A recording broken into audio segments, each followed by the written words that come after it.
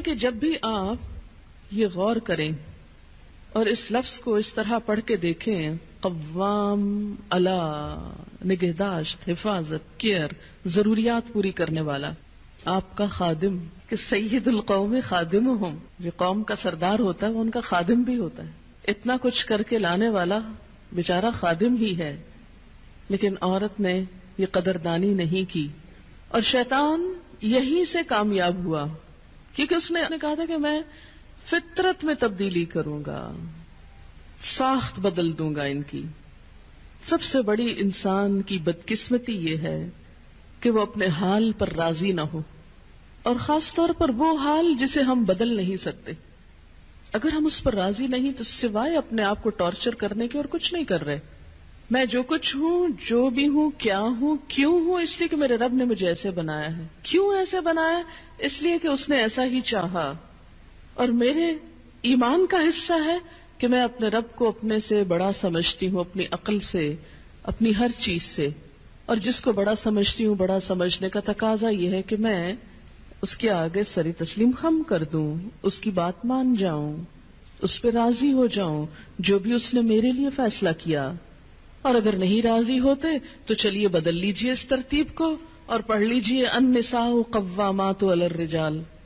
بدلیے اس کو، صرف لفظ نہیں بدلیے، گھر میں بھی بدلیے. ذرا مرد کو بٹھائیے گھر، بچوں کی دیکھ بھال کرے، اور آپ جائیے باہر کما کے لائیے اور اس کو لا کے کھلائیے. تو یہ انصاف ہوتا؟ نہیں. ہماری عزت، ہماری قدر و قیمت اسی میں ہے. اللہ تعالیٰ کا ہم سے پیار اسی میں ہے کہ ہمارے لیے اس نے گھر جیسی باعزت جگہ بنائی، اور ایک شخص کو ہماری کیئر، نگہداشت، حفاظت کرنے کے لیے جسمانی ذہنی قوتیں دے کر پیدا کیا. جیسے کہ سورۃ البقرہ میں ہے وَلِلرِّجَالِ عَلَيْهِنَّ دَرَجَةٌ، تو وہ جو درجہ ہے وہ اس لیے ہے کہ کوئی بھی انتظام اتھارٹی کے بغیر نہیں چلایا جا سکتا. اگر کسی کو کسی چیز کا انتظام دے دیا جائے اور ساتھ اس سے اتھارٹی چھین لی جائے تو کام کیسے چلے گا؟ انتظام کیسے ہو سکتا ہے؟ مثلا اگر کوئی شخص کسی ادارے کا ہیڈ ہے اور اس کے پاس اختیارات نام کو نہیں، کوئی اختیار نہیں، کوئی انیشیٹو لینے کا، کوئی ڈیسیژن لینے کا، کوئی کام کرنے کا، تو آپ دیکھیں کہ وہ کام کیسے کر سکتا ہے؟ کام کر ہی نہیں سکتا.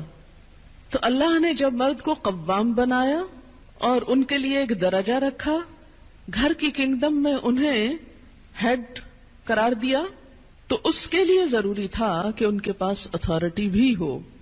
اور پھر دوسری بڑی بات یہ کہ وَبِمَا أَنفَقُوا مِنْ أَمْوَالِهِمْ، وہ اپنے مال میں سے خرچ کرتے ہیں. تو جو مال خرچ کر رہا ہے اس کا حق ہے کہ پھر گھر اس کی مرضی کے مطابق بھی ہو. اگرچہ عمومی طور پر تو کیا ہوتا ہے، وہ لا کے مال بیوی کو دے دیتا ہے اور وہ جیسے چاہتی ہے خرچ کرتی ہے. اب اس کا یہ مطلب نہیں کہ عورت اپنے شوہر کے مشورے کے بغیر جو چاہے مال کو جس طرح چاہے لٹائے، جو چاہے کرے. نہیں، پھر گھر کی خوشحالی کا انحصار اس بات پر ہے کہ عورت اپنے شوہر سے مشورہ کرے. فالصالحات، پس نیک عورتیں. پہلے مرد کا رول بتایا گیا، اس کی ذمہ داری بتائی گئی، دوسری طرف اب عورت کا رول بتایا گیا. فالصالحات، پس نیک عورتیں، صالح عورتیں. ان کی سب سے بڑی خوبی کیا ہے؟ ایک نیک عورت کی سب سے بڑی خوبی قانتات، اطاعت گزار ہیں، بات مانتی ہیں. قنوت کا ترجمہ دو چیزیں ہوتی ہیں، ایک عاجزی اور ایک دوام. عاجزی کے ساتھ اطاعت اور مسلسل اطاعت. یہ نہیں کہ جب کوئی مرضی ہو، مقصد ہو، کوئی ضرورت ہو تو خوشامد کر لی اور اس کے بعد تو کون اور میں کون. نہیں. فالصالحات قانتات، نیک عورتیں شوہروں کی تابعدار ہوتی ہیں، اطاعت گزار ہوتی ہیں، فرما بردار ہوتی ہیں. اس کی وضاحت نبی صلی اللہ علیہ وسلم کی ایک حدیث بہت اچھی طرح کرتی ہے. ابن ماجہ کی روایت ہے، آپ صلی اللہ علیہ وسلم نے نیک بیوی کی خوبیاں بیان کرتے ہوئے فرمایا، مومن کے لیے خوف خدا کے بعد سب سے زیادہ مفید اور باعث خیر نعمت نیک بیوی ہے.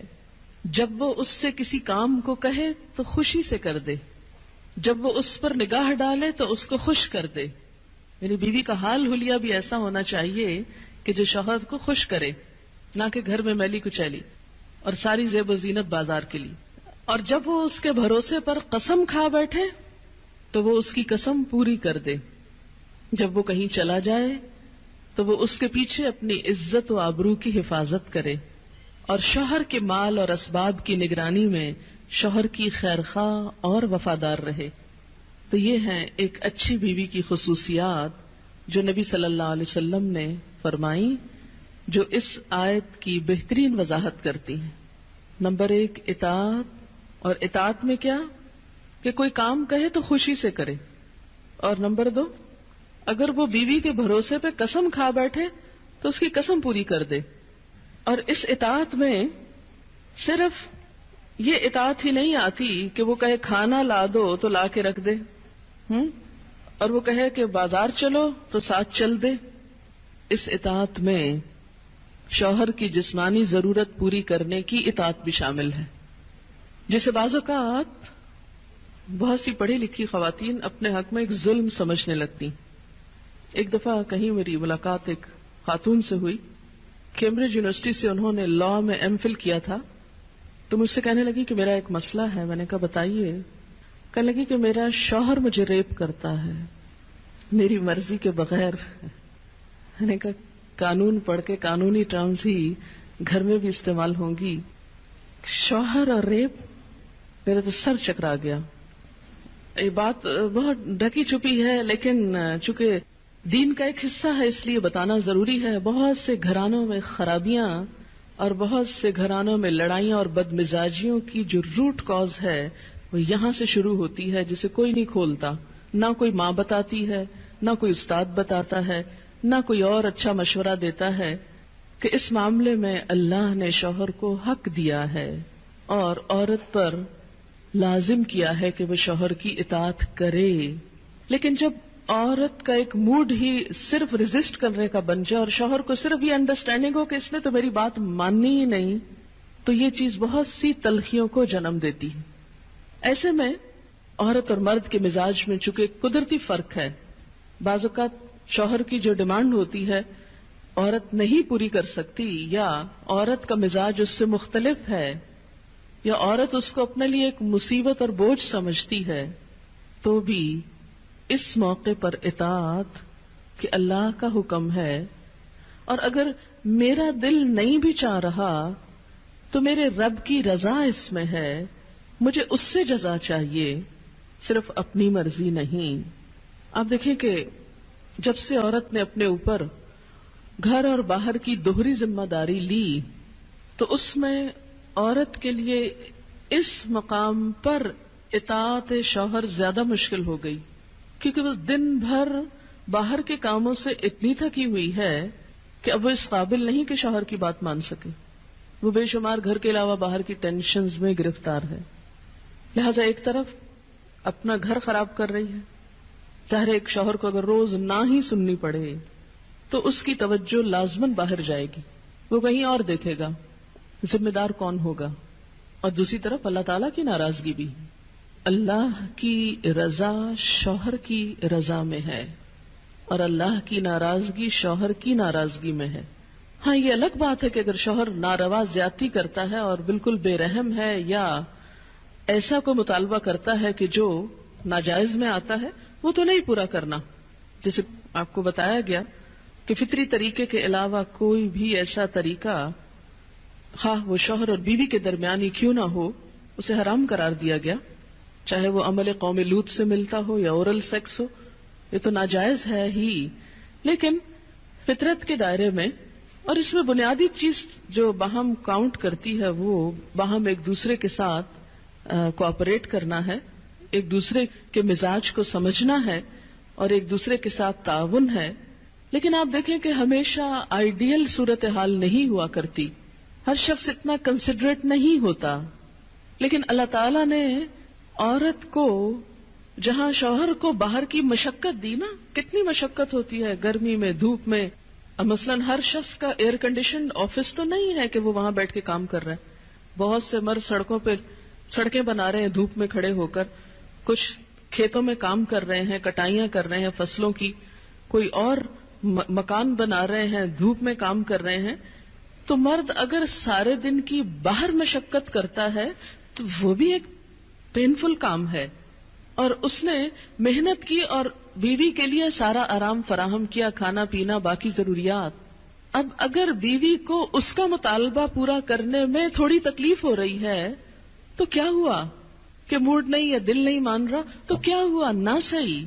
لیکن اس کے باوجود جو عورت یہ سمجھتی ہے کہ میں اپنے موڈ کے خلاف جا کر بھی اگر اپنے شوہر کو راضی کرتی ہوں تو یہ میرے رب کی رضا حاصل کرنے کا ایک ذریعہ ہے، تو آپ دیکھیں کہ یہ وہ چیز ہے جس کا صلہ آپ کو اللہ دنیا میں دے دے گا، کیونکہ آپ یہاں صرف شوہر کی نہیں اللہ کی بھی اطاعت کر رہی ہیں، کیونکہ ایک مسلمان عورت کو اس کے رب نے یہ حکم دیا ہے. اور اس میں وہ حدیث آپ نے سن رکھی ہوگی اور عورتوں کو سنانے میں بڑی مشکل پیش آتی ہے مجھے ہمیشہ، اور عورتیں ایک دم اوفینڈ ہونے لگتی ہیں. لیکن بات یہ ہے کہ چونکہ اللہ کے رسول صلی اللہ علیہ وسلم نے فرمایا ہے اور ہم ان کا نام سن سن کے روتے ہیں محبت میں اور نعتیں سن سن کے جھومتے ہیں، تو یہ حکم بھی آپ کا مان لینا چاہیے اور اس حدیث کو بھی سن لینا چاہیے اتنی ہی خوشی سے جتنی خوشی سے ایک نعت سنتے ہیں. نبی صلی اللہ علیہ وسلم نے فرمایا جب مرد اپنی بیوی کو اپنے بستر پر بلائے اور وہ نہ آئے تو صبح تک فرشتے اس پر لعنت کرتے ہیں. بخاری کی روایت ہے کتاب النکاح. ٹھیک ہے اس میں کہ اگر بیوی بیمار ہے یا اسے کوئی ایسی تکلیف ہے یا کوئی جینوئن ریزن ہے تو اس میں اللہ تعالیٰ اتنے بے رحم نہیں ہے کہ وہ دیکھ رہے ہیں کہ ایک عورت بخار میں پڑی ہے اور اس کا شوہر اس سے مطالبہ کر رہا ہے اور عورت نے نہیں مانا تو اس پہ لعنت بھجوانی شروع کر دی جائے. نہیں، یہاں ایک نارمل حالات کی بات ہے. ایک عام حالات میں ایک عورت اگر اطاعت نہیں کرتی یا بات نہیں مانتی، اور اسی لیے ایک اور حدیث ہے حضرت ابو ہریرہ کہتے ہیں کہ آپ صلی اللہ علیہ وسلم نے فرمایا اگر عورت کا خاوند اس کے پاس موجود ہو تو وہ اس کی اجازت کے بغیر نفلی روزہ نہ رکھے. تو گویا شوہر کی اطاعت نمبر 1 عام روزمرہ زندگی کے کاموں میں کوآپریشن، اطاعت بمانا کوآپریشن ہے. طوعاً کا مطلب ہوتا ہے خوشی سے کام کرنا. نمبر 2 اس کی خاص ضرورت یا تقاضے کو پورا کرنے میں اطاعت. ہاں، کہاں اطاعت نہیں؟ جب وہ کوئی حرام کام کرنے کو کہے، جب وہ کوئی ناجائز کام کرنے کو کہے، جب وہ اللہ اور اس کے رسول صلی اللہ علیہ وسلم کی مرضی کے خلاف کام کرنے کو کہے. لا طاعت لمخلوق فی معصیت الخالق. مخلوق کی اطاعت جائز نہیں خالق کی نافرمانی میں. اگر اللہ تعالیٰ کسی کام پہ ناراض ہے وہ اطاعت جائز ہے. بہت سی خواتین کو دیکھا ہے جہاں اللہ کی نافرمانی ہو رہی ہے وہاں تو شوہر کی بات بھاگ بھاگ کے مانی جا رہی ہے، اس لیے کہ وہ اپنے نفس کے مطابق ہے نا. آپ سب جانتے ہیں کہاں کہاں. لیکن جہاں شوہر کی اطاعت اللہ کی رضا کے مطابق ہے لیکن ہماری رضا کے خلاف ہے تو پھر ہم وہاں نہیں بات مانتے. تو بسا اوقات ہم بظاہر اللہ کی رضا کا لیبل تو لگاتے ہیں، ہوتی اندر سے اپنے نفس کی اطاعت ہے. اور بعض اوقات شوہر کی اطاعت کا لیبل لگاتے ہیں لیکن وہاں بھی اصل میں نفس کی اطاعت ہوتی ہے کہ ہمارا اپنا دل وہی چاہ رہا ہوتا ہے جو شوہر چاہتا ہے اس وقت. بعض اوقات کئی غلط کام شوہر چاہتے ہیں نا کہ بیوی کرے، ہم خود بھی وہ چاہ رہے ہوتے ہیں ساتھ، اس لیے آڑ لے لیتے ہیں جی شوہر نہیں مانتے. مثلا سر ڈھکنا شوہر کو پسند نہیں، کیا کریں، اب شوہر کی اطاعت بھی تو اللہ ہی نے کہا. یہاں شوہر کی ہم 100% اطاعت